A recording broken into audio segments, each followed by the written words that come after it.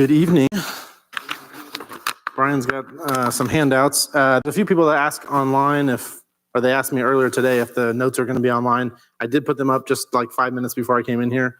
There is 2 pages, and I neglected to put the second page up. That's more of a homework page, not so much a page we're going to be going over tonight, but we will cover that in future weeks. So if you're online after service, I'll upload the second page of that. So as of right now, there should be 1 available to you. So hopefully that's easy to get to. It was my first time being talked through how to upload stuff to our website, so hopefully it worked. Anyways, so this is going to be a 5-week series that we're going to do on financial stewardship, and I enjoy teaching. In general, I just enjoy teaching, but I really enjoy talking about finances, and I did this last year with life issues on Friday nights. I did a 3-part series, and so some of this will be similar to that. But I'm passionate about talking about finances, and I do think it's a topic that, just in general, I don't think people talk a whole lot about finances. I don't think maybe everyone learns about finances, when they're younger and when they should be learning about it. So I do hope that really, no matter what stage all of us are in, through this series, that we can take some stuff and apply it. We've got people probably at definitely different physical ages in here and online, and I think there's probably different financial positions and things like that. Some of these things are going to be basic, and maybe you think, why are we talking about this? But we talk a lot about the basic things around here, just in general, to remind us and be a refresher, and maybe to hear a different perspective on it. Some of the things maybe don't necessarily apply to everyone. Some of them will. So I've been praying that it's a blessing to everyone, and that all of us can kind of get something from it. Every time Jason McGuire teaches in here on a Wednesday night or something, he'll teach on, he's taught on marriage in here and kids and things like that. And he always has a disclaimer at the beginning that says, like, he's talking about kids. He's like, my kids aren't perfect, so don't hold them to the standard. So my disclaimer for this is, I'm not perfect at finances. I don't know everything about finances. I have spent a lot of time in banking, and I'll share some of my background when it comes to finances, but I'm not perfect at doing any of this. So we try to take the things that we know to apply them the way that we're supposed to, and kind of learn along the way. I do have a lot of gray hair in my beard, and on my head, I think, which I think is supposed to help you make, be a little more wiser, or maybe people perceive you to be a little more wise than when I didn't have all the gray hair. So hopefully that works in my benefit for once. But Brenda and I try to apply all the things that we're going to talk about. They are things that we've pretty much applied most of these things for most of our marriage, which has been a huge blessing. So hopefully it's a blessing to you guys. So as I mentioned, my background, so Brenda and I got married in 2006. And like a month after we got married, we moved to Phoenix. And we had a church out there, Mark and Lisa, they had a church out there, and they actually discipled my parents back in the early 90s. So I grew up with them, and I grew up with their kids. And so when we got married, I always told Brenda, I've always wanted to live in Phoenix. I loved it out there when I visited as a kid. And so we got married, and we moved out to Phoenix, and we had a home church with Mark and Lisa. And within the first year or two of us being there, we went through a class called Financial Peace University. Some of you guys may have heard of that. It's a guy named Dave Ramsey. He's still on the radio. He's got a podcast. His business has exploded even since then. Back then we had CDs, and we watched DVDs of, the class every week for like 9 or 13 weeks. And we had the audio CDs. We could re-listen to them in our car and stuff. And of course, that's been like 16 years ago now. So but we've taken kind of some of the things that he taught even then. And most of the stuff that we heard then, we started applying then, and really have tried to keep that the whole time. And so it made a big impact on our life and on our marriage and on our finances. And so a lot of the things that we're going to reference, I'm not going to teach his material or anything like that, but I'll reference like some statistics that his organization puts out and some quotes. I listen to his podcast still pretty regularly. So, a lot of the things that he says, or a lot of sayings that he has, I may throw some of those in here. So from him or his team, he's got a whole team of people now that teach, but anyway, so a lot of our stuff came from there. But around the time that we went through that Financial Peace University class, I also started working at Chase Bank, and I worked there for about 5 years doing just personal banking.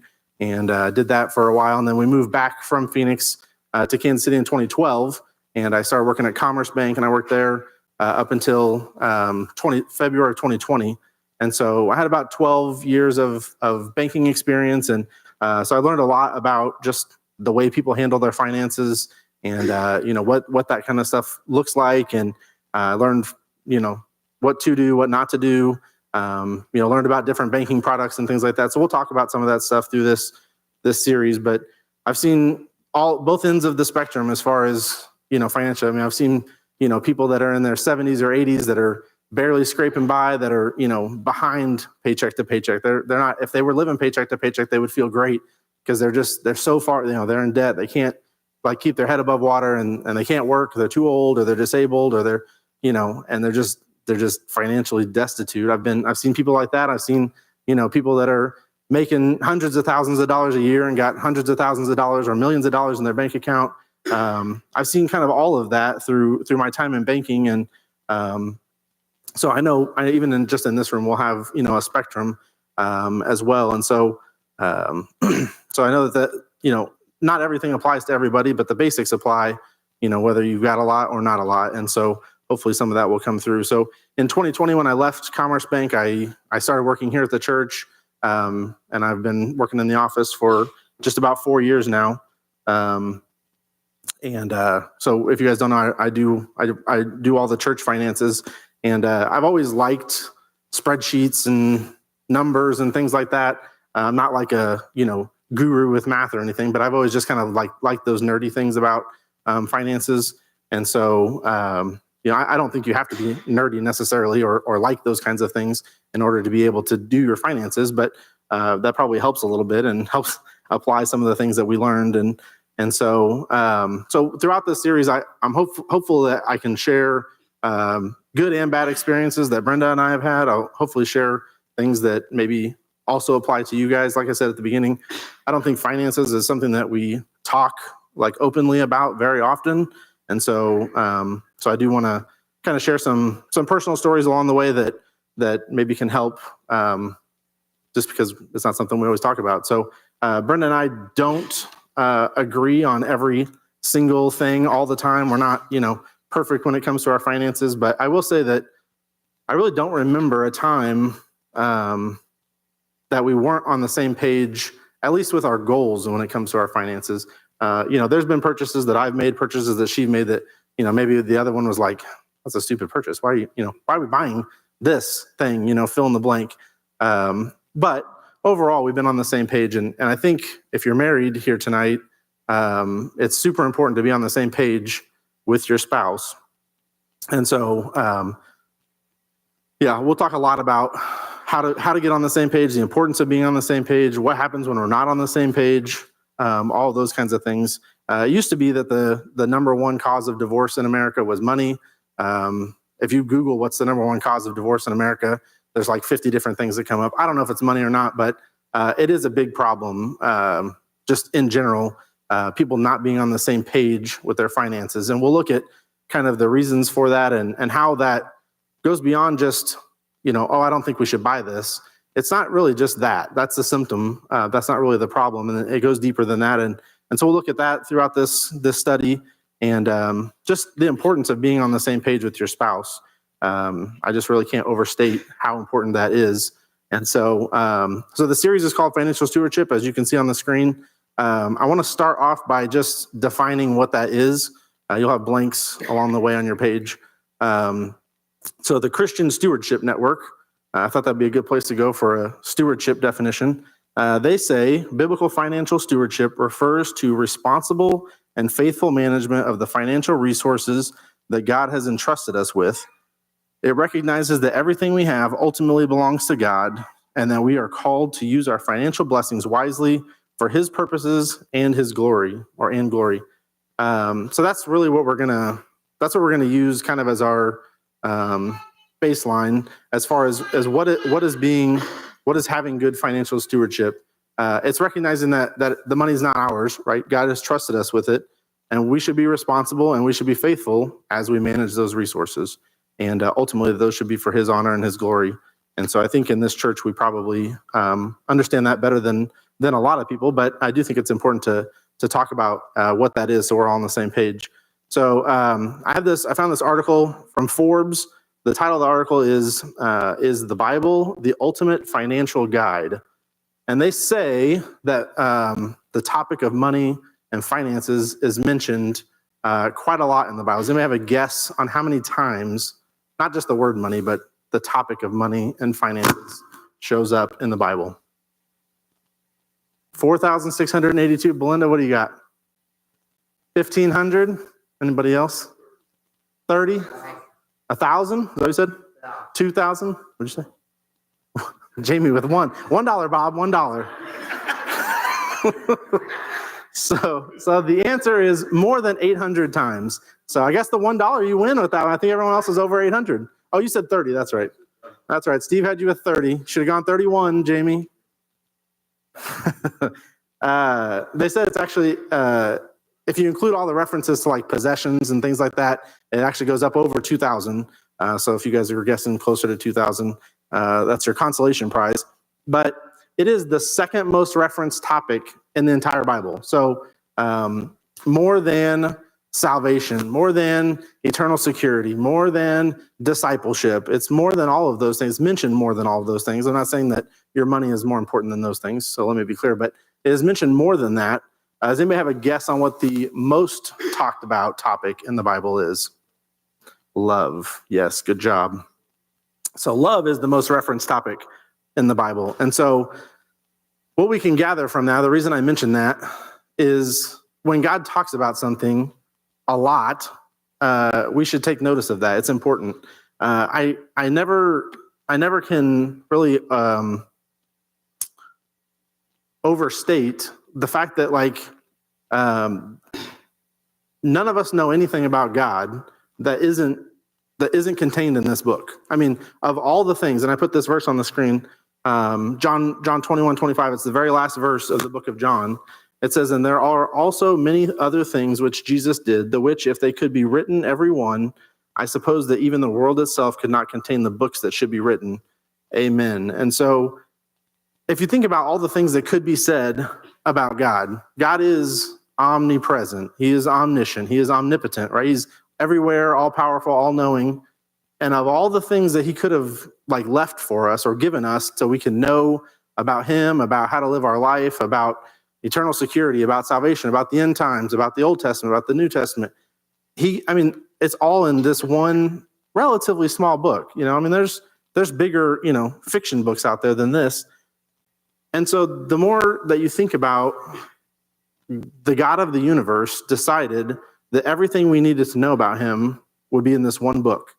And then to think about the thing he spoke about the most being love. Of course, obviously that's a huge theme throughout our Bible. God so loved the world, right? Even lost people know that verse. But the second most important thing, or most talked about thing, is finances. And why is that? Why does God spend so much time?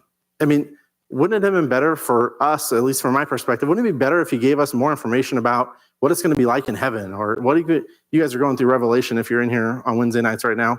Wouldn't it be great if we had a little bit more information about the book of Revelation? There's so much stuff there, and there's so many things that we can read about and can kind of meditate on and think about what it's going to be like. But there's so many blanks that it would have been helpful maybe that if God would have just filled this in.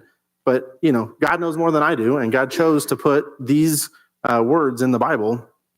And so when you think about that, and you think about it in that perspective, that we only have the Bible to know everything we need to know about God, it gives us, if you revisit that idea of, 800 times he talked about it, I think he wants us to know how to handle our money. I think he wants us to know, or, that's an important part of living our life. That's a very practical thing. Yeah, I mean, salvation is super practical, right? I mean, for the, when you accept Christ as your Savior, that's a huge decision. That's the most important decision you can make. And there's a lot of important things that are talked about in the Bible. But as far as a daily, living it out, think about where, money kind of infiltrates all areas of our life, right? It is something that we deal with on a daily basis. And so it is something that in order to live and be more Christ-like and to live a life that honors and glorifies God, we need to portray love.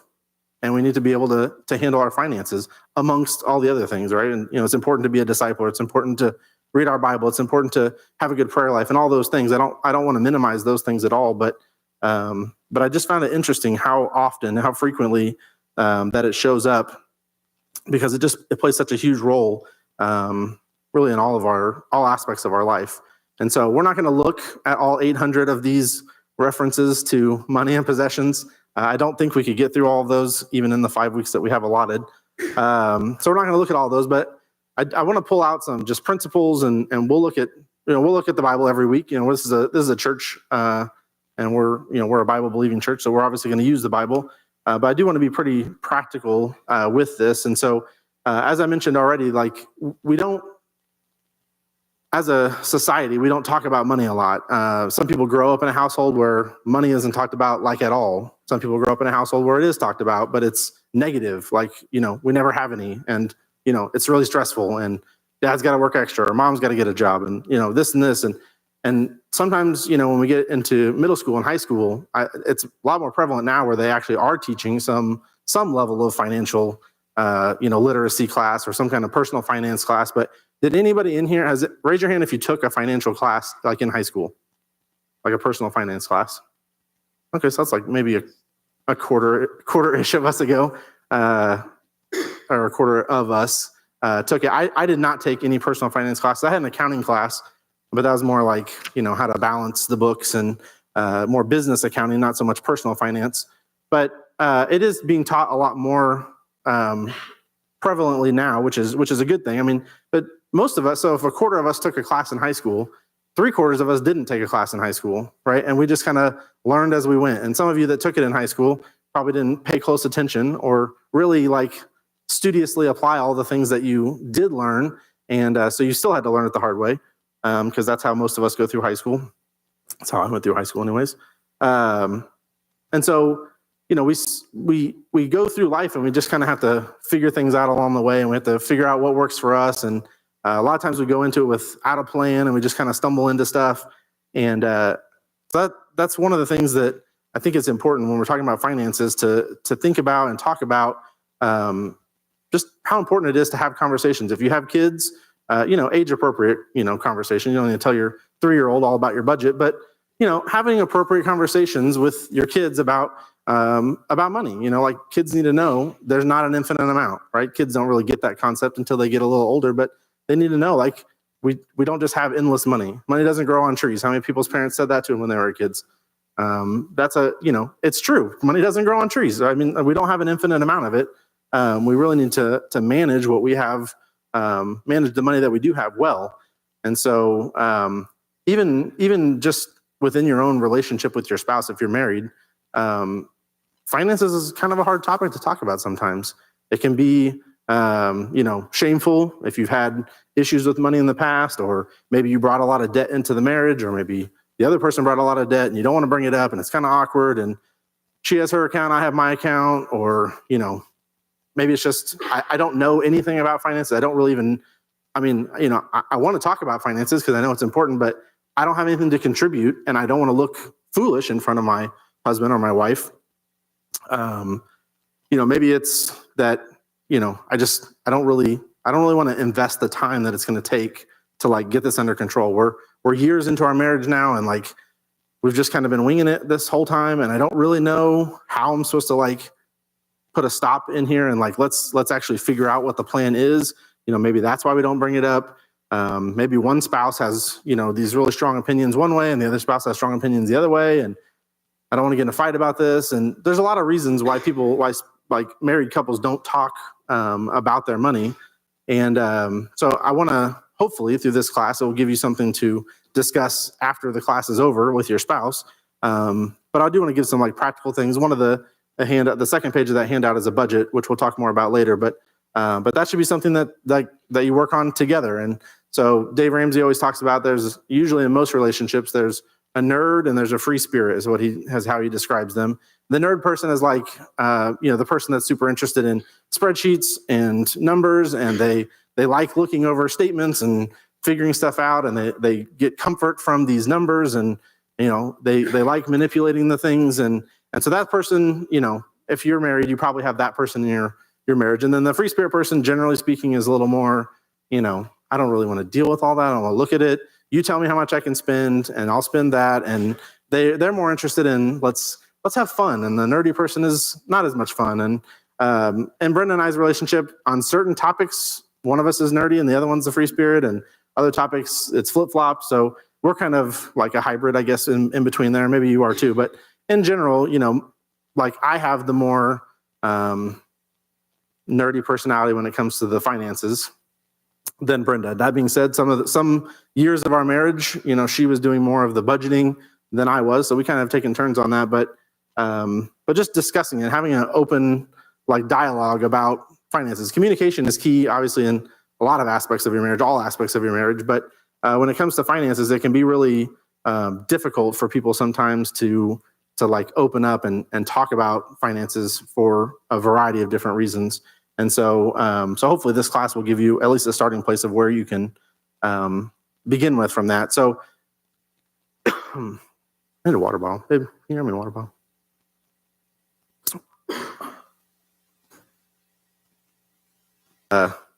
Okay, so we're talking about financial stewardship, and so I do want to also clarify, what is a steward? What is a word that's on your thing, I think? What is another word for steward that we would use today?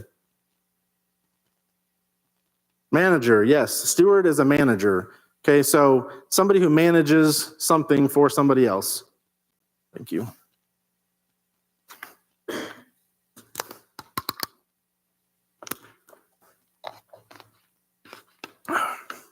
So I already told you, I do I run the office here at the church. So I'm a steward for HBF. When the offering gets collected and the ushers take care of it and they take it to the bank, on Monday mornings I go up there and we count the money. We make sure we document everything. We make the deposit. I come back to the church. I input it all into the system. I make sure that it tracks to the right people and I make sure that gets entered correctly. I'm the one who pays all of the bills here at the church. I'm the one that prepares the reports for the board when the board meets and when they're setting up the budget, when they're making those kinds of decisions. I don't make those decisions. I don't decide who gets to spend what, or I don't decide which bills get to be paid or have to be paid. I'm the one who processes all of those things. I'm the one who gets your purchase orders, and I'm the one who cuts the checks and all of that. But I don't sign the checks. I don't make the decisions on the budget. I don't get to be the one that does all of those things. I'm a steward, right? I take the money. I receive the money at the bank. I pay the money out when the bills come due. But when I cut the check for the church's mortgage or our utility bills or these thousands of dollars a month that our church sends to missionaries all over the place, when I cut all those checks, it doesn't hurt me at all. I don't even blink. I'm cutting, thousands of dollars of checks to all these missionaries. If I was writing those checks from my own bank account, that would hurt, right? I mean, it would be great if I had the money to do that, but I would feel that a little bit. If you're writing a $1,000 check or $5,000 check, I mean, you're going to feel that a little bit. But when I do it for the church, I don't even feel it at all. It doesn't bother me at all. I print the checks out. They come, the signers come in, they sign the checks. I put them in the mail them off, and that's it. I mean, it doesn't really impact me because it's not my money, right? It's the church's money. Ultimately, it's God's money, but that money doesn't belong to me. I don't see it as my own money. Same thing when I worked at the bank. I would handle hundreds of thousands of dollars of cash on a weekly basis. I mean, people would come in with huge deposits, or at one point I was in charge of the ATM, so I was pulling the ATM every week, and you got $50,000, $100,000 in $20 bills that you're counting and sorting, and they're all crumpled up because people just shove them in the machine. So I've handled tens of millions of dollars of cash. I don't even know how much, but it was all just like Monopoly money. It doesn't feel like my money because it isn't my money, right? That belongs to the bank, or that belongs to the customer, or that belongs to the church in this case. And so when you look at your money that way, that the money isn't mine, it's God's, I'm just managing it. If we can get that, that view on our bank account, right? When I look at my bank account, Do I look at that bank account as this is God's money, or do I look at it as if it's my money? If it's my money, then I'm going to be a little more emotionally attached to it, right? It's going to be a little bit more difficult for me to part with some of that. It's going to be a little bit more painful when I have to write that mortgage check, or when I have to pay that car payment, or when I pay the insurance payment, or me and Steve were just talking today about property taxes. When you write that check, it's like, every year this keeps coming around.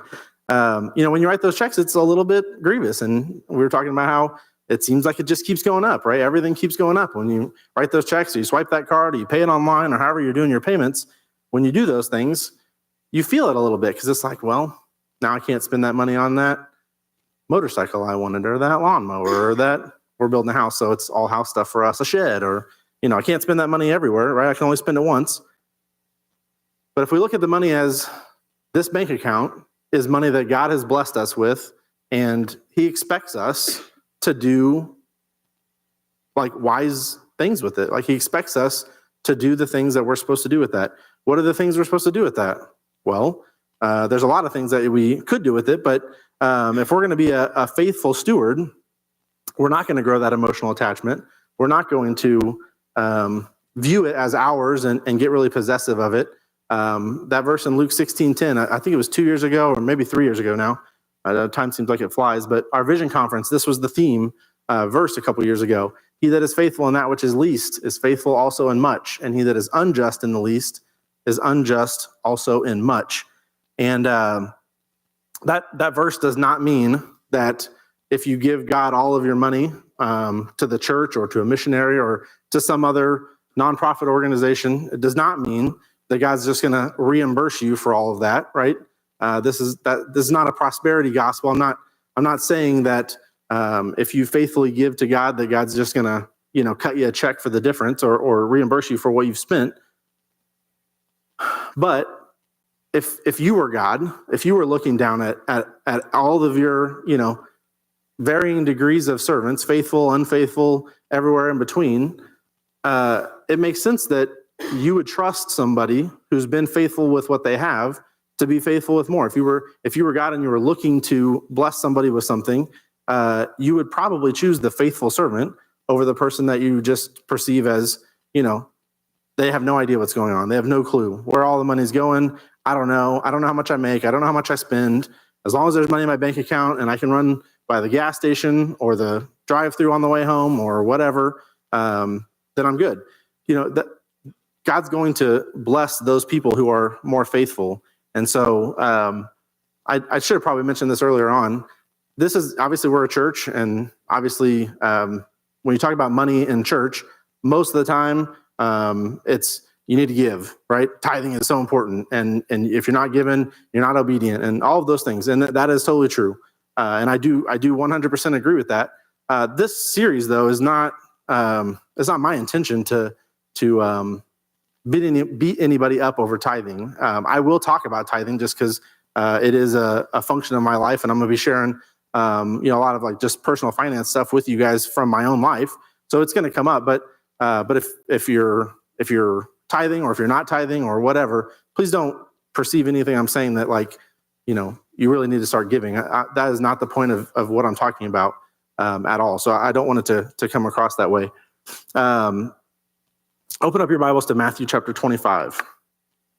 We'll spend just a few minutes in this story we're all familiar with, but a couple weeks ago we had Pastor Tom Gang here. You guys, if you were here on a Sunday morning, you heard him, but we also had him here on the day before on Saturday for all the approved disciplers. We had a discipleship luncheon, and he came in and talked to all the disciplers, and we do that every year just to make sure that we're all getting the basics of discipleship. We talk. I mean, every time we have one, the people talk about a lot of the same thing. It's like we need to be making disciples. The importance of making disciples, investing the Word of God one-on-one with somebody else into faithful men or women, that they may invest that into another faithful person. Right? That's the idea of discipleship. And at this church, that's a lot. That's at the core of who we are.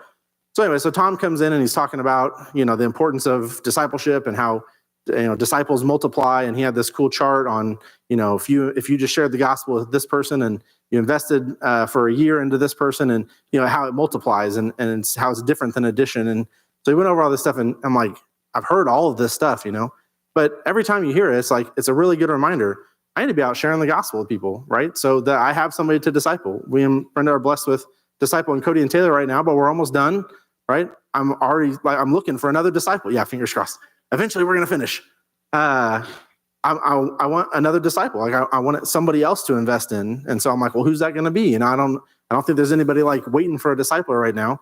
And so as he's talking, it's like, well, maybe you should go share the gospel with people, and they'll hear it and you can disciple them, right? Like that's the whole idea of discipleship. So just my point is just hearing some of these basic things, even though almost everything he said was something I had heard before, but being reminded of it is always good. And so in Matthew chapter 25,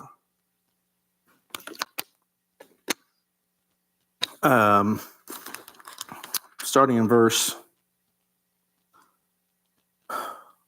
should have written it down. There it is, verse 14. For the kingdom of heaven is as a man traveling into a far country, who calleth his own servants and delivered unto them his goods. And unto one he gave 5 talents, to another 2, and to another 1, to every man according to his several ability, and straightway took his journey. Then he that had received the 5 talents went and traded the same, and made them other 5 talents. And likewise, he that had received 2, he also gained other 2. But he that received 1 went and digged in the earth and hid his Lord's money. After a long time, the Lord of those servants cometh and reckoneth with them. And so he that had received 5 talents came and brought other 5 talents, saying, Lord, thou deliverest unto me 5 talents. Behold, I have gained beside them 5 talents more.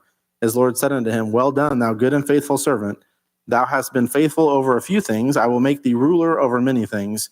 Enter thou into the joy of the Lord. He also that had received 2 talents came and said, Lord, thou deliverest unto me 2 talents. Behold, I have gained 2 other talents beside them. His Lord said unto him, Well done, thou good and faithful servant. Thou hast been faithful over a few things. I will make thee ruler over many things. Enter thou into the joy of the Lord, of thy Lord. Then he which had received the 1 talent came and said, Lord, I knew that thou art an hard man, reaping where thou hast not sown, and gathering where thou hast not strawed. And I was afraid, and went and hid thy talent in the earth. Lo, there thou hast, that is thine. His Lord answered and said unto him, Thou wicked and slothful servant, thou knewest that I reap where I sowed not, and gather where I have not strawed. Thou oughtest therefore to have put my money to the exchangers, and then at my coming I should have received mine own with usury. Take therefore the talent from him, and give it unto him which hath 10 talents. For every one that hath shall be given, and he shall have abundance. But from him that hath not shall be taken away even that which he hath. And cast ye the unprofitable servant into outer darkness. There shall be weeping and gnashing of teeth. Okay, so Jesus tells this story of these servants, right, that were given a talent, given some money, and the master left, and these stewards were supposed to be wise, faithful stewards, right? And they even knew it, because the guy, the one that did nothing with it, the one that buried it because he was afraid, said, "I knew you were a hard man, and that you would have wanted to see this money grow." Basically, is what he tells him. And he's like, "Well, if you knew that, like, why didn't you do what you knew you were supposed to do with the money that you were supposed to do with it, right?" And so he goes through these 3 different men, and he ends up taking the one from the guy who just buried it in the ground, right? And he gives it to the one that already had the most. And it's like, when you first read that, it's like, he did keep the one safe. Like, at least he didn't lose it or spend it frivolously, right? At least he protected it and he had it ready to give back to him. Like, now he's taking it away and giving it to the guy that already has a lot. Like, the other guy has a lot already. Why does he need this? But it's this principle of faithful with least, faithful with much, right? If we're faithful with the little things that God gives us, we're going to be faithful with the bigger things that God gives us. And that can be money, and what we're talking about. It does definitely influence our finances, and but it can be with anything, right? If you're faithful with your time, I was just talking with somebody about this this evening, and the way that we budget and spend our time. A lot of times when we think about budgets, we think about it from a financial perspective, and we will talk a decent amount about budgets tonight. But we also have a budget for our time, right? All of us have, with money, we have varying degrees, right? Some of us make more, some of us make less, but with time, we all have the same. Maybe not total years, but I mean, in a day, we all have the same, right? We all have 24 hours, and we get to choose every day what we're going to do with it. How are we going to budget our time? Are we going to be faithful with the least of these things, and God's going to bless us with more? Maybe that is longer life. Maybe that is just, where we feel like, man, I have extra time. How many would prefer to have a little bit of extra time on their plate, or some extra money? I'd be happy with either one of those things, right? A little bit of extra time or a little bit of extra money. Those would all be great things. But we got to be faithful with the little things. I teach the youth. Most of you guys know that. And I'm constantly telling them, almost every time I'm teaching, read your Bible and pray, right? Those are the most basic fundamental things as Christians that we need to hear and that we need to do. But how many of us miss days reading? How many of us miss prayer time? How many of us, are not as faithful with those things as we should be? But yet we hear them all the time. If you come to this church, you're hearing, you got to be reading your Bible. You got to be in the Bible daily. If you talk to Brian about prayer at all, he'll put you to shame on, the other day I was praying over, some other church because I just, felt led. And I'm like, man, I'm having a hard time remembering to pray for my own family sometimes. He's praying over, he's got all these different lists of people he's praying for. And so, but, be faithful with the least. Be faithful. If you can only, if you can only read your Bible for, 15 minutes, well, read your Bible faithfully for 15 minutes. If you have a little bit more time on your hands, read for more or pray for more or whatever. But when we're faithful with the little things, financially, with our time, with just anything in life, God's going to bless us with more. If you're faithful in ministry, if you guys are involved in ministry, well, all I do is, mow, or all I do is mop the floors, or all I do is ... I remember, I don't know if it was the very first time that Pastor Bob Hall preached from the pulpit or not. It's probably been, 10 years ago or something. But I remember he gets up here and he's preaching on Sunday morning, and he talks about how, I remember when I was just up here vacuuming the stage because I was part of one of these cleaning teams, and never did I ever think that I'd be up here behind the pulpit preaching. And he's like, I just knew I was supposed to be vacuuming, so I was vacuuming. And that's been probably a decade ago. I still remember that. And you hear these stories of people that, don't have the most glamorous ministry role or whatever. But just be faithful with where you're at. Whatever you can do, wherever you can serve, however you can serve the Lord, serve the Lord. If you've been blessed with a job that pays you a great salary, well, great. You can give that to the Lord. That's awesome. If you haven't been blessed with as much money, but you have some free time, give some time to the Lord. God's going to bless if we're faithful with the little things, wherever that may be. So also, if you're like a baby Christian, you just recently have gotten saved, all this is kind of new to you. Be faithful with the things that right? If you're supposed to, hey, after I got saved, I know I'm supposed to get baptized. I've heard about baptism. Well, then get baptized. And if you've been baptized, what's this discipleship thing everyone talks about? All of us have these steps, and just be faithful with the things that you know. Okay, so God takes this story of these talents and these people who are faithfully investing and faithfully doing things, and God tells them, "Well done, thou good and faithful servant." And there's parallels in this passage, obviously, to to eternity and to the judgment seat and all of that. But isn't that what we all want to hear? Well done, thou good and faithful servant. That is what I would like to have. That's what I would like to hear from the Lord when I meet him, right, face to face. I want to hear, "Well done, thou good and faithful servant." Well, the Bible tells you how you're going to do that. Be faithful with the little things. Do the things you're supposed to do. Do the basics. Once you learn a little bit more than the basics, start doing those things, and you'll start, God will start blessing you with more things. And so I think the next thing on your handout, the next blanks, what does someone who is faithful with their finances look like? The blanks are have a plan. I don't know about all of you guys. I've not always been the most intentional person. Probably 4 or 5 years ago, I'd been leading the youth ministry for a year or two, and this word just kept coming up. Be intentional, have intentionality, do things with a purpose. And that was kind of like my mantra for that year is just, it's easy to go through life and just kind of let things happen to you. You kind of make your way through and you figure it out as you go. But there is so much value in having a plan just in any area of your life, whether it's your finances, whether it's your family, whether it's your job, like what's your career track look like? What are you going to do with your life? Whatever area of your life, if you don't have a plan, if you guys were, whenever I was a teenager, I still remember in my sixth grade, maybe it was my seventh grade, we had an agenda, like a spiral bound agenda for the whole year. And, you had all your days in there. You could write your homework assignments and stuff in there. That's what you're supposed to do with it anyways. I didn't always write those in there, but on the front or maybe inside the front cover, it had this quote, and most of you guys have probably heard it. If you fail to plan, you plan to fail. Yes. That there's a lot of truth in that. These little, something from when I was 12 or 13 years old, this quote, if you don't have a plan, then you're planning to fail, right? If you fail to plan, you plan to fail. And man, from my time in banking and just, times that I've met with people and counseled on different things, and from times I've taught this material, the idea of having a plan with your money, for some reason, so many people just don't have a plan. I try to look into statistics about how many people are budgeting and stuff like that. And I saw statistics as low as like 20%, and I saw some that were like 85% of Americans budget. And I'm like, well, okay, probably somewhere in the middle, but I think it also depends kind of on your idea of budgeting. What is a budget? I think there's probably a variety of definitions for what a budget is. But as I mentioned before, if you're married, you should be budgeting with your spouse. You don't necessarily have to sit down and both of you guys pour over the numbers. If one of you is more interested in that or more, gifted in that area or experienced or whatever, that person can kind of do the grunt work and maybe make out the budget the way that they think it should be. And then you go show the other person, hey, here's what I think we should do with this. Here's what I've come up with so far. What do you think about this? And then get some feedback. And all right, wow. Man, you gave me $150 to budget for groceries. Have you been to the grocery store? No, I don't do the shopping. You do the shopping, and I have no idea what it costs. Well, $150 isn't going to go very far, so I'm going to need a lot more than that.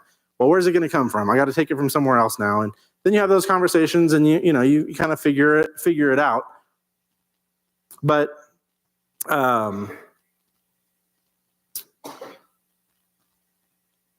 most of the people that I've encountered in my years of banking did not do a monthly budget. I think probably if I went around and just asked all of you guys, how much do you make in a paycheck or in a month or in a year? I think probably most of you guys could be within, a few dollars as far as what your paychecks are. I know there's commissions and bonuses and there's some variation and stuff, but most of us pretty much know what we make on a given week or paycheck or month or however you get paid. Most of us probably know that. If I went around and asked, how much is your rent or your mortgage? I think probably most of us would know exactly how much our rent or our mortgage is. How much are your utility bills? Oh, they're about this much. They fluctuate, whatever.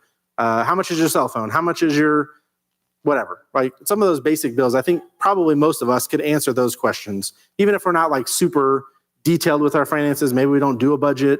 I think probably most of us could answer some of those questions. But then I said, okay, how much did you spend in the month of February eating out at restaurants? I mean, how many of you guys would know that number exactly? Don't have to raise your hand for that, but how many of you guys would know that number? How much did you spend on groceries? How much did you spend on just fun stuff? How much money did you blow at a gas station or a casino or a whatever? I don't know, whatever your thing is. Home Depot. How much money did you spend at Home Depot this month? If you start asking some more of those kind of questions, it's like, man, it could be $100. It could be $1,000. I don't have no idea. I don't know how much I spend on those things. If you don't have a budget or you don't have a plan, then you're not going to know some of those figures. And I don't mean that you have to just like walk around thinking about your money all the time and thinking about how much you spent on things, but you should have kind of an idea of where the money, how much money is coming in, how much money is going out, how much of this stuff is necessary stuff that I'm taking care of my household, right? I mean, if you were to go look through my bank account, you would see tithing, you would see savings, you would see paying my mortgage, you'd see my utilities, you'd see me taking care of all of those things. But you'd see some Amazon charges and you'd see some subscriptions and you'd see some, gaming stuff for my kids on Xbox Live. And you'd see like other frivolous things. I'm not saying that you can't have any fun with your money. You should do things that you want. You shouldn't just only take care of your needs. But if you don't budget and take care of like the plan, you don't have a plan for how you're going to take care of your needs and your wants, then you might not have enough money to take care of your needs because it might have all gone to wants before the needs come up, I mean, like if you get your bill in the mail and you go look at your bank account and you don't have enough money to pay that because you already spent it on something that was not necessary, but now you got this bill that's due that you need to pay because it is a necessity, then you're kind of in a pinch. And so I think I have a thing on there that says what words come to mind. It's in a box. That's a homework assignment. You don't have to do that right now, but like when you hear the word budget, so I don't know where I think it was was it Lincoln? Yeah, I think it was Lincoln. When he was like, I don't know, maybe 4 or 5, we'd talk about the budget. We'd say the word budget, and he'd be like, that's a bad word. And I don't know where he got that from, because never in our marriage has budget been a bad word, or we never have this like negative connotation of budget. But for some reason, he just had it in his mind. Every time he heard the word budget, that's a bad word. And I do think that is probably how most people look at budgeting. The people that I've talked to about, doing a budget, sitting down and coming up with a plan, most people hear the word budget, and you can write down your own answers to what word comes to mind or what words come to mind. But, stress and anxiety and shame and not knowing and fear and, excitement's probably not going to make your list, I'm guessing, unless you're a weirdo. Most people are going to be like bad things. Like you think of the word budget, you think restrictive, or you think I can't spend anything, or you think of a fight because your spouse you're about to get in a fight if you talk about budgets. There could be a lot of like negative things that can be thought about with budgeting, but I think that it comes down to really more of a perspective shift on what a budget is. So the way that Dave Ramsey talks about the budget, the way that we've kind of always talked about the budget is it's just a plan.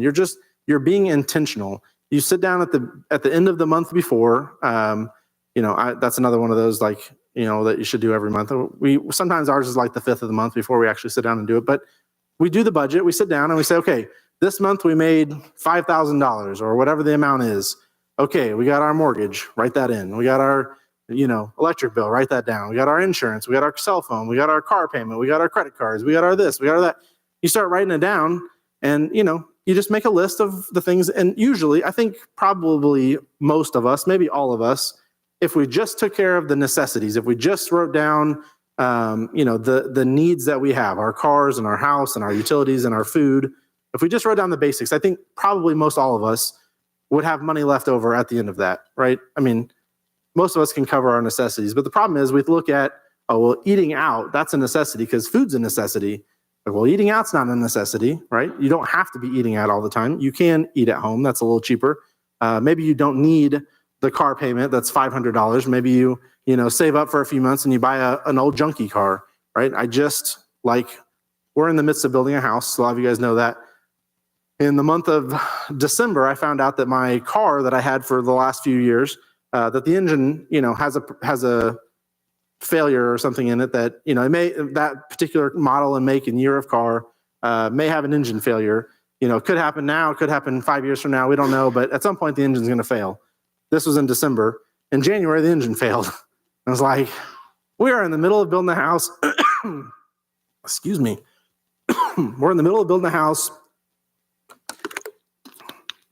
We don't really, the money that we're saving, we're trying to spend on house stuff. We're trying to do something else with it. I don't have the money to be spending on a new car right now. And the decision that we made, Brenda and I made, 15 years ago, is we don't borrow money for anything, with the exception of a home. We do borrow for a house. But besides that, we don't borrow for anything. We haven't had a credit card in 15 years. We don't have a car loan, never have had since then. We just don't borrow money for anything. And so we're like, the car is done. Like the engine has failed. I need a car. She needs a car. Like we both have jobs. We need to be able to get around. So we had a little bit of money and we were able to scrap that car and we're able to scrape together like a few $1,000s to buy the car that I have now. Okay. It's not my favorite car. It's not as good as my other car was, but it doesn't have any payments on it. It's fairly inexpensive for insurance and gas and those things.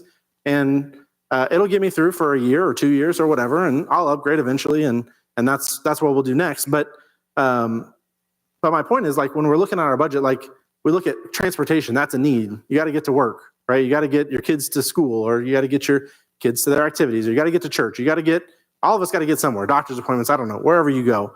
So transportation is a need, and we don't live in a place that we can just hop on a subway, or we can, easily get a cheap mode of transportation, but we have to have a car.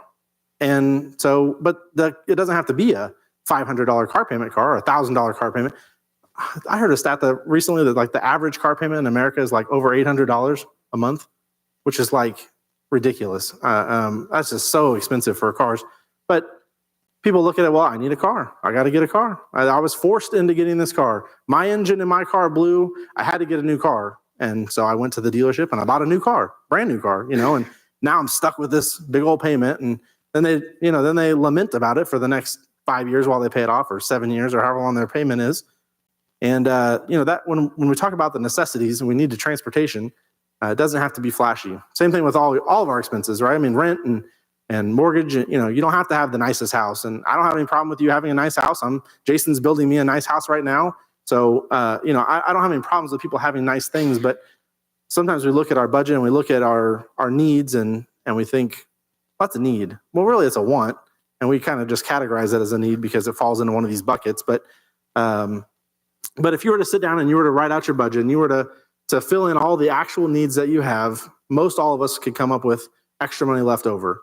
And that money can be used for whatever we want. It could be, I'm not saying you have to be like I don't know the word, curmudgeon is the word that comes to mind, but that's probably not the right word. Like you don't have to be like a hermit who doesn't do anything fun and can't spend any money and all that. Like, we should have fun with our money. We should do things with our money. But we just need to make sure that we're taking care of the necessities first. And really the only way you can do that is if you have a plan, and whether it's written down or we started using an online budget tool now so we can both see it from our phones. So it's not just on a piece of paper at home. We actually both have access to it, but whatever works for you. If you're single, it makes it a lot easier because you're the one that's in charge of the budget and you're the only one that can mess it up. If you're married, one of you kind of sets it up and hopefully you both sit down and agree with it. And then both of you could mess it up, or, hopefully you both work on it and stick to it. But making a budget, sitting down, talking about it, I think you'd be surprised how freeing that can be. How, like, when you sit down and look at it, you might think this is going to be a mess. If we sit down and look at this, I don't even want to open, that's like in this closed cabinet over here. I don't want to see it. I don't want to deal with it. We'll just kind of keep going with what we're going with. It could be scary. Maybe there's a lot of debt in that cabinet over there. Maybe there's a bunch of school loans that you haven't been dealing with, or maybe there's some other thing. But having a plan at least gives you some hope of like, we could maybe get out of this, or we maybe could if I just worked a few extra hours over here, I picked up a second job over here, or maybe if you got a job for a short season, maybe we could really kind of get ahead on these things. Maybe we could make some progress. Maybe we don't have to be so stressed out about this all the time. And maybe, the word budget can go from all the negative things that we maybe think about it to, it could be a positive thing. Like, it gives you permission to spend, as one of the Ramsey personality people talks about. A budget gives you permission to spend. Because if we sit down, and Brenda and I sit down and we come up with our budget and we write down all of our needs and all of our, extra stuff and our wants and a few of these things. And I say, babe, look, we got $500 extra this month. I want to go spend $500 on this, or you want to go spend $500 on that. Okay, well, we can figure that out. Like, as I told you, we're building a house. Like, so we'll just Monday night or Tuesday night, we sat down. I'm like, we got to make a list of all the stuff that we want to get for this house. Because when you get a new house, you got to get all the stuff, right? I need a mower for my new house. I got a big yard. I need a shed to put the mower in, and I need a pressure washer to clean off the mower when I'm done mowing. And I need, all these things. These are not needs. These are wants for sure. But we started making a list because she's going to want some new furniture for the house, and we're going to want to decorate this way or that way. And there's just things, right, that we want to get. So we made a list of all the things, and now we're in the process of putting those things in a certain order. Okay, if we could only have one of these things, what's the most important thing on this list? Okay, well, it's this. Okay, well, that goes at the top. How much, if we had a little bit more money, what would be the next thing we would want, and the next thing? And you can do that with anything. You don't have to be building a house or buying a bunch of new stuff to do that, but you can do that with anything. Like, okay, we got to take care of our, food and our house and our utilities and our car and get gas in it. Okay, we have enough money to cover all of that. We have $300 extra. What do you want to do this month with this $300 extra? Well, I'd really like to go get, my hair done, or I really want to go buy something for the kids, or we should start saving some of that so we can go on a trip one of these days. Or eventually we need another car. So let's start putting away a little bit of that now.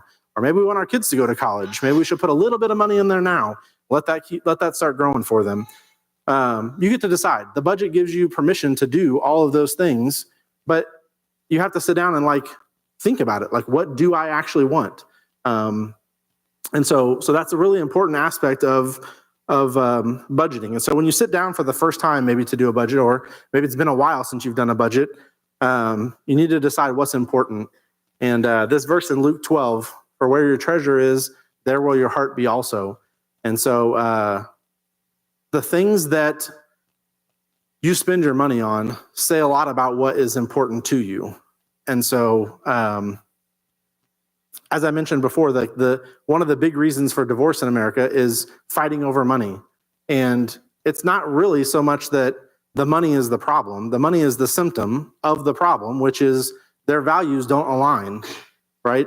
If I'm really, really passionate about getting out of debt, and Brenda is really, really passionate about spending every dime that we make, she's not, I'm not, by the way, but if that was the case we found ourselves in, that would be a conflict. Every time we talked about money, it would be a fight, because I'm trying to pull this way and get our family in a better position, and she's pulling the other way and trying to spend everything that we have, right? Or vice versa. It could be either way. I'm not picking on my wife, but like there's a lot of marriages that are that way. And it's not because it's the money, it's the fact that they're not aligned on their value, because this verse right here tells us that what we spend our money on tells us what's important. So you could tell me it's really important for me that my kids have a good education. It's really important that that my wife is able to stay home with our kids. It's really important for me that X, Y, and Z, fill in the blank, whatever you would tell me is important to you. But if you brought your bank statement, your credit card statement, or whatever you're spending, out of, and I looked over that, I could probably tell you what I think your values are based on where your money is going. And I spent a lot of my time in banking sitting at a desk, printing out people's transaction history, going over all of it, because they have all these fees on there because they spent everything they had and more. Their account's overdrawn. They want us to fix it because it's not their fault, it's ours, And I spent hours and hours and hours of my life sitting down with people and looking at this person who doesn't make very much money. They're living on disability or something like that. And they spend all their money at the casino, or they spend all their money. There was this one person that spent, a couple $1,000s a month on a game on their phone, and they were like in their 60s or 70s. They were a little bit older person, and they spent almost everything that they had on this video game on their phone. It was just like, I just sit there and say, what are you doing? Like your account's overdrawn, you're asking me all these fees, and I'm looking at like $2,000 worth of, I don't know, whatever, Bejeweled or some silly game, and I'm like, what are you doing with all your money? That was something that was important to that person. And that's kind of an extreme example, but if you went through your bank account and you looked and see, okay, what am I actually spending my money on? That's going to show you the things that are important to you. It's the same way with your time. If you were to sit down and write out, okay, what did I do today? I woke up at this time. I did this first, and then I did this. And you wrote down everything you did all day. It would show you what's important to you, right?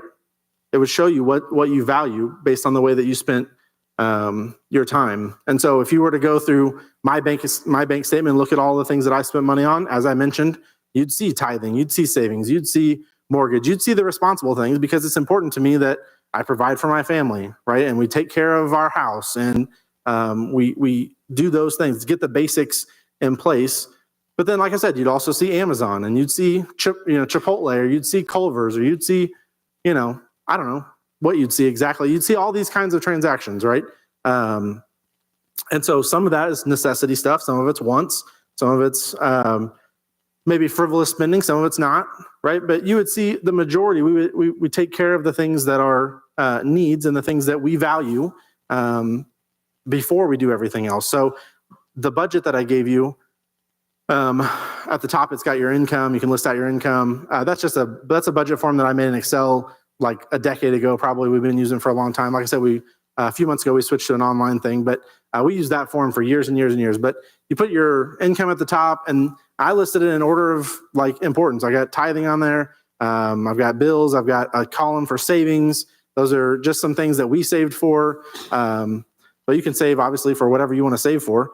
But just having a plan and having an idea of where your money's going, and recognizing that every time I swipe my card or every time I go online and buy something, I'm telling my spouse, or I'm telling myself, or I'm telling the Lord that this is something that's important to me. This is what I value.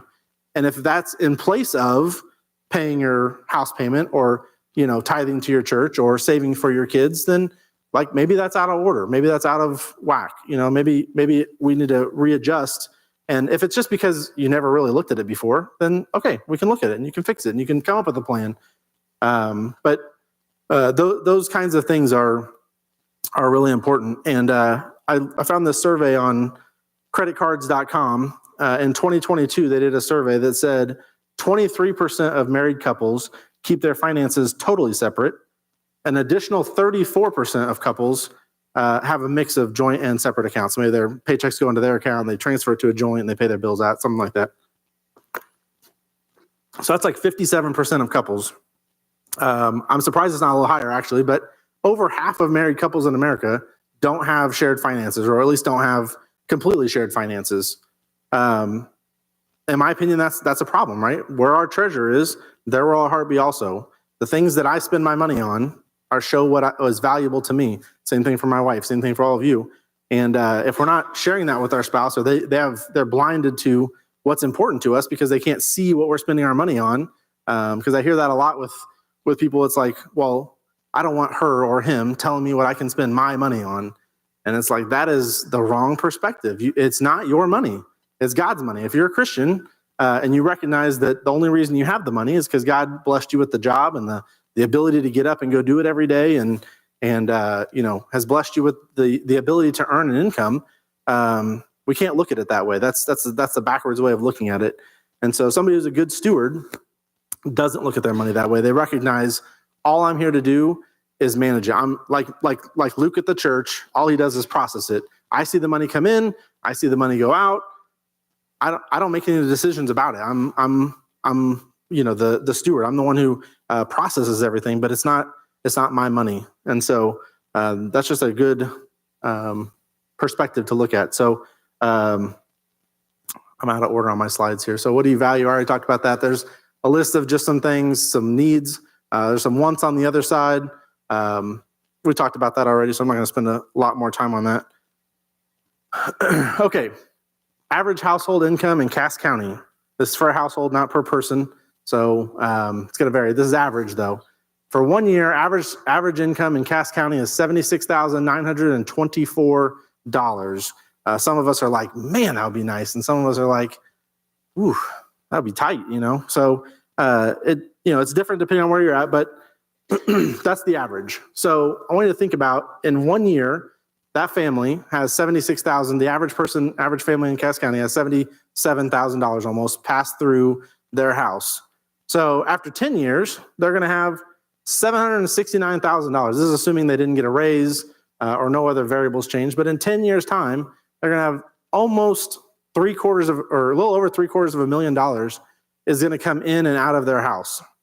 And if you just do 40 years of working time from 20 to 60, or however you want to figure it, 40 years in their lifetime, if they earn that the whole time, that's over $3 million passing through their hands, okay, or our hands, because we're average Cass County people, or some of you guys maybe are all of you guys Cass County? Is everyone Cass County here? Yeah, okay. So we're all Cass County. So this is us. We are the average Cass County people. And so if we live in Cass County our whole life and we make an average income the whole time, we're going to have over $3 million pass through our hands. And that's kind of a sobering thought if you think about $3 million passing through your family's hands. And then we look at people that are of retirement age now that don't have any retirement. They haven't saved some of that money, because they were, man, when you're in the fight and you're like in the daily grind of it, and you got kids and you got jobs and you got someone gets hurt, or my car engine blows up, or I want to do this thing, or I'm not intentional about that thing. And, you go through the grind, you look up after 10 years and you think, man, I've had $769,000 pass through my household. And, if you double that on that, if you had kids in your house for 20 years of that, you had $1.5 million pass through your family while your kids were in the house. And like, what do you have to show for that afterwards? And I don't mean these figures to like shame anybody. Like, if you don't have a $3 million in your bank account, then you're doing something wrong. Because obviously we're spending that on stuff, right? We're spending it on needs, and we're spending some of it on wants. But I think if you like step back and think about that figure and think about like how much money that is passing through us, and like, do we even know where any of it went? You know, like, I mean, if you were to look back over the last year, maybe just 1 year, $77,000 passes through your family's hands. Like, what did you do with it? I mean, do you have anything to show for what you did? Now, you know, hopefully you have vacation memories, or you have a new couch or a new car, or you have some things to show for it. I'm not saying that there's nothing to show for it, but when you think about the figures, it can be really like sobering to think about how much money we truly do have that comes in and out of our house. This verse in Proverbs 23, verse 5, it says, "Wilt thou set thine eyes upon that which is not? For riches certainly make themselves wings. They fly away as an eagle toward heaven." If you don't have a plan, if you don't have a target that you're aiming at, it's going to fly like an eagle towards heaven. I mean, how many of us have felt like our money has flown out like an eagle toward heaven and we have no idea what happened to it?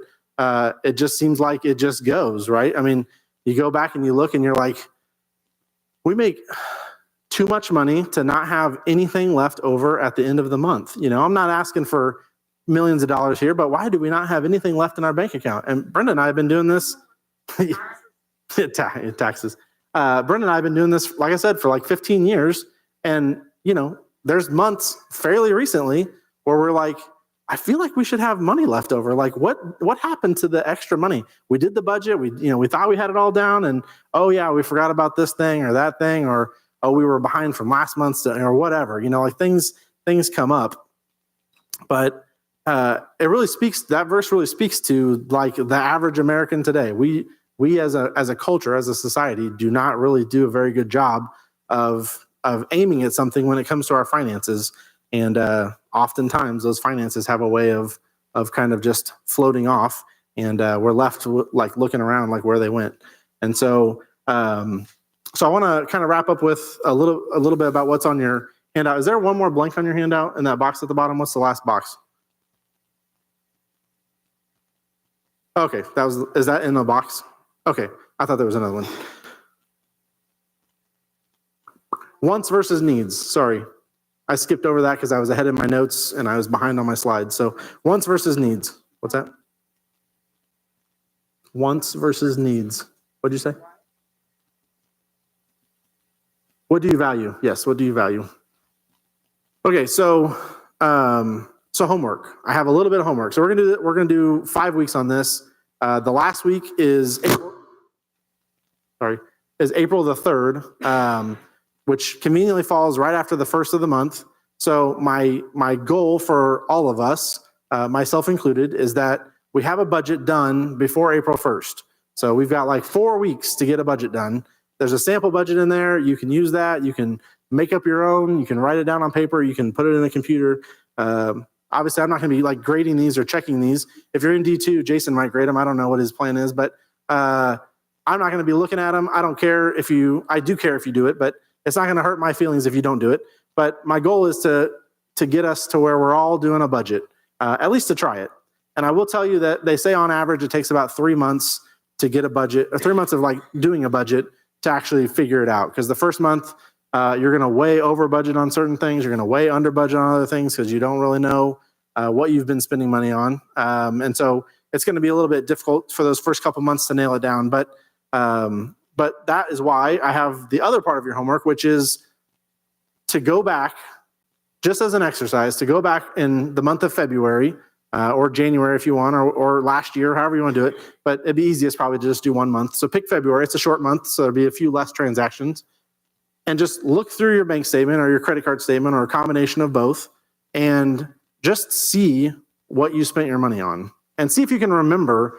We budget pretty consistently, and we still will go back and look, and I'm like, what did we buy at fill in the blank thing? If it's online, you can usually go back and like log into your account and it'll tell you what you bought. But if you go to we go to Walmart, and I'm like, what did we buy for $72.18 at Walmart? And it's like, I cannot remember, huh? Pack of gum. Yeah. So some of you are going to look at it and you're going to be like, I really don't remember. I'm going to say that was probably groceries, or I'm going to say it was probably this or that. But if you keep your receipts, you're like way on top of the game. Brenda kind of keeps the receipts, I think, most of the time for stuff. She's got a little folder that she puts it in. Mine ends up in the floorboard of my car until a few days build up, and then I clean it out, throw it away. My kids step on them and rip them all up, and then I eventually clean them out. But I do not do a good job keeping track of receipts. But if you do that, that would be one way you could go back and see. But just as an exercise to see what you actually have been spending your money on just in the last 30 days or so. Again, it's not to shame or to make you feel like, man, I wasted all this money.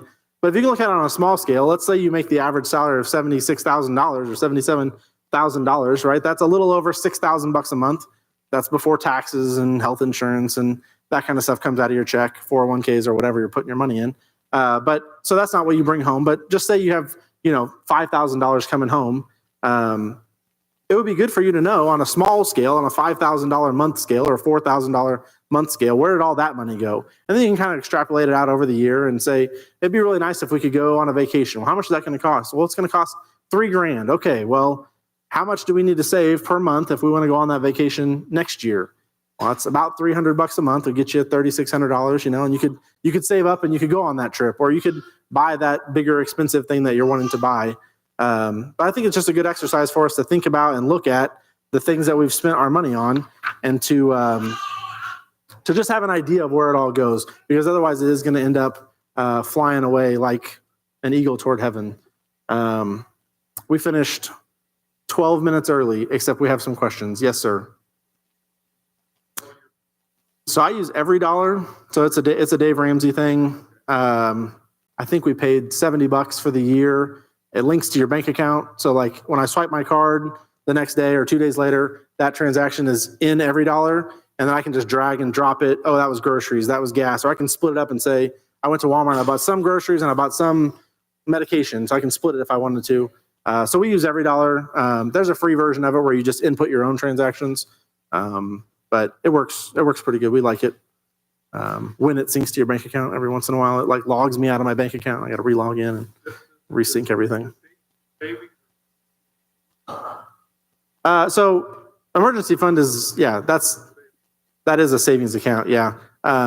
So for us personally, we do, he has another thing called sinking funds where, good job. Where, like let's say Christmas is coming up in December, as it usually does. And let's say you want to have some money to be able to buy Christmas presents for your kids or your parents or your spouse or whatever. And I want to spend $500 on Christmas this year. I'm going to need to put away money throughout the year in order to do that. So Brenda and I, not for Christmas specifically, but for property taxes, for our car insurance, we pay our car insurance every 6 months, and that's usually a decent sized bill. So we put away money in cash in an envelope every month and save that up for 6 months or a year or whenever the bill comes due. So when the bill comes due, like life insurance is another one. When the bill comes due, it's like, oh, this $300 bill, we have $300 here. We put it in our account, pay the bill, and it takes care of it that way. So that's another thing we do with savings accounts. That's why I have multiple different savings accounts listed on there. But yeah, saving for an emergency fund is great. We'll talk more about like the logistics of like filling out a budget probably next time. But yeah, so just making a list of what you want to do with your money and how to, because a lot of you will have, credit card payments and car payments and other kinds of debt payments and stuff on there. So that's obviously going to eat up a lot of stuff. So Dave Ramsey's process of getting out of debt is he has a step where you put $1,000 in a savings account. So you save up that just as a little bit of a cushion in case, flat tire or something bad happens, you need it. And then at that point, then it's get rid of all your debt. Start with the lowest one and kind of work your way up. We'll talk a little bit more about that as we go. And then once you're done with all your debt, then you get an emergency fund, like 3 to 6 months of expenses saved up. And then after that, you start doing some investing. We'll probably talk about investing like the last week. We'll get an investing and some insurance, car insurance, life insurance, some stuff like that. We'll talk about that kind of at the end. So, Belinda, did you raise your hand a minute ago? I thought somebody else raised their hand. Anybody else have any questions? Yes, sir. Here, hold on. Let me grab this because nobody online can hear you, and they're like, "Who's saying what?" Talking about tithing, when we're sitting at the beginning of baby step 1 with Dave Ramsey, as a church, do you still tithe when you're trying to do the snowball effect, or is it like I know it's God's money, but to get to the point where you can tithe your 10%, Mhm. is that, do you put that on hold or do you continue tithing even though you're still throwing all your money at debt and all that? So I would say you still tithe. We did when we were in debt. We still tithe the whole time, all the way through. Obviously, it slows down. I mean, if you're given, let's say you make the average salary $6,000, you're giving $600 a month to the church as a tithe. That is going to slow you down by $600 a month on getting out of debt or saving up money in a savings account. But more important, I think, than just the dollars and cents of it is like building up that muscle. So maybe you haven't ever tithed before, and this is like a new concept, and you've never budgeted before, and you're in all this debt. You think, okay, I'm just going to start with $50 a paycheck or $50 a month, and I'm just going to be faithful with that, and I'm just going to see what God does. Like faithful with least, faithful with much. I can tell you stories, and I probably will tell you stories of times where. So we got married in 2006. I had been working at Walmart before that, and we got married. We moved to Phoenix. We did not have a lot of money. She was working as a waitress, and I was working at a cell phone store making like minimum wage. And my mom mailed me this check for I think it was like $400 and some odd from Walmart. And it was this check it was my very first paycheck from like 5 years before that I guess it was before my direct deposit went in or something. So Walmart just had this check for $400 and some odd that just never went in. And so my mom mailed it. She's like, hey, this check came in the mail for you today. And it's like your first paycheck from 7 years ago or whatever it was. And it was just like in a time where we were just like, I think it was right around the time we started budgeting. It was like, oh, we're being faithful finally with our finances. And this random check shows up. And I'm not saying that God's just going to, give you back, whatever money you give him. But my dad's told me stories over the years of just being faithful with tithing and how God is, given something that just ended up being exactly what they started tithing, the additional money they started tithing. It's like, boom, here's a little bit of a raise from your job that you weren't expecting. And it's weird how it just meets that exact same amount that I just committed to give. And so just exercising the muscle of giving a little bit until you can give a lot is great. If you want to tithe the whole 10% the whole time, that's excellent as well. If you say for 6 months or for a year, we're just going to buckle down and we're not going to tithe. And I know that's not what we're supposed to do, but that's the decision we're going to make. It's a personal decision for you, but I would say, yeah, I did personally tithe through the debt that we had. Yes, sir. Pass him that mic behind you, Larry. I can remember when I was going to church with my aunt and uncle. She used to give me a quarter. She used to give me a quarter every Sunday to put in the collection plate. Mm-hmm. And then it went from a quarter to 50 cents, 50 cents to 75 cents, 75 cents to $1. So, that's back. That's inflation. That's back late 70s, early 80s, But now you're giving 10% of what you make. Mm-hmm. That's a lot, Yep. So that's basically what I did was a quarter a week. That's what she give me was a quarter a week. She said, here, put this in the collection plate. Yep. And I'm like, okay. Yeah, we tried to do the same kind of thing with our kids just to start getting that muscle. My very first job at 15, I remember tithing off of that.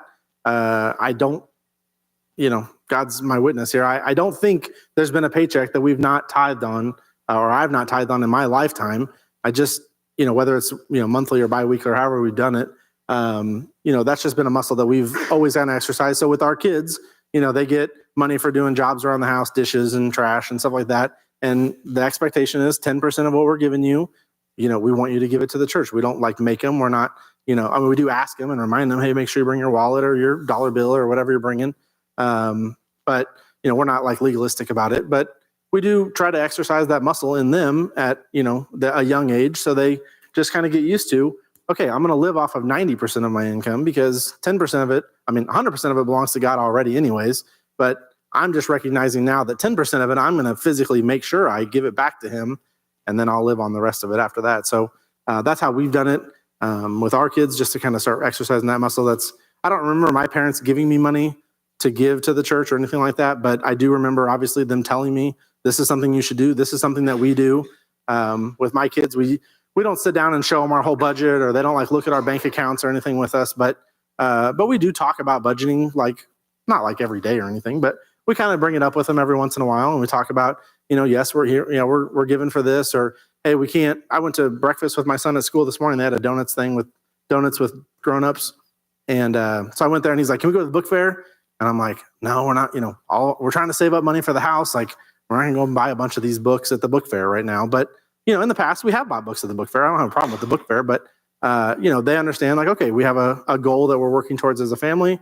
And that's the goal right now. And then once we're in the house, we'll have a different goal of some kind. And so, but talking about those things, I think earlier on helps. Even like the practice that your aunt was doing with you, you still remember that. And hopefully it's, kind of continued through your adult life and started you out as a young kid. So anybody else have questions?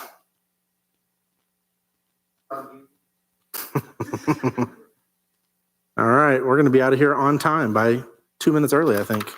Let's pray, and then if anybody has any more questions afterwards, they can ask me, or we'll be doing this for the next few weeks. So if you come up with questions along the way, or you sit down and do your budget, or you look at your bank statement and you're like, oh my gosh, I was out of whack, or hey, I actually was doing better than I thought. Talk to me about that, or ask questions about it afterwards. So let's pray. Dear Lord God, thank you for this evening, God. Just thank you for just a place that we can come and talk about the subject of finances. And God, it can be a difficult topic for people to discuss. And I know it's not something that is maybe openly discussed everywhere, but God, I thank you for your word. And God, we know that it's important to you, and it's something that you value, because you've talked about it so much in your word. And God, we do want to be good stewards. I pray that you would just help us to be faithful wherever we're at, God, whether it's a quarter that we're putting in the plate, or it's thousands of dollars we're putting in the plate. God, I pray that you would just help us to be faithful with the little things, and God, that you would just give us more, God, and whether that's money or just resources or responsibility, God, I pray that you would just help us to do the little things, and so we can be trusted with the bigger things. And just thank you for an opportunity to go through your word tonight and talk about this, and pray that you would just help us to go forth, God, and help these conversations between spouses, that they would just not be contentious, God, and that they would be edifying, and that we can really start to think about the things that we value as a family, and God, the things that we value as a church body. I know when we do our budgets here at church, God, we think about the things that are important to you, and we try to spend our money in those areas. And so I just ask that you help us to be wise stewards and good stewards of the things that you've given us, and just ask your blessing on the rest of our evening. In Jesus' name, amen.